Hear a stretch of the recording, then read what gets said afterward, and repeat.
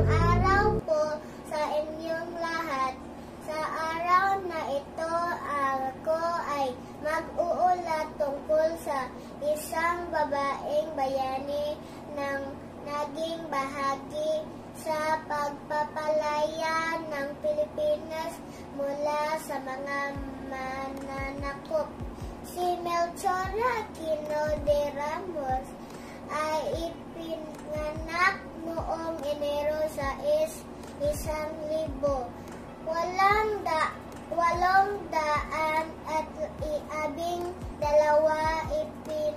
Ipinakita niya ang kanyang kabayanihan sa pagtulong ng mga katipunero sa panahon ng himagsikan noong 1896 at panahon ng digmaang Pilipino-Amerikano.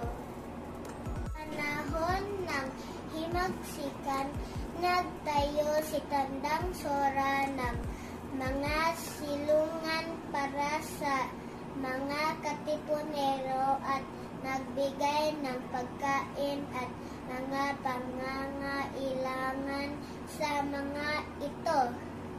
Tinulungan rin niya ang mga revolusyonaryo sa pamamagitan ng pagpapahiram ng kanyang tindahan upang kanila maging tagpuan.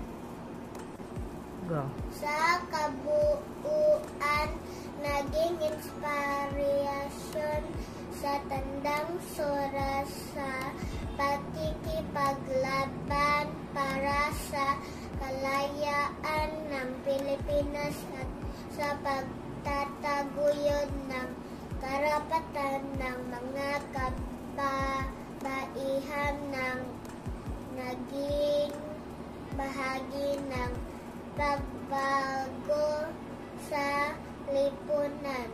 Binigyan siya ng pamahalaan ng pensyon at tinanghal sa ina ng himagsikan o Mother of the Philippine Revolution.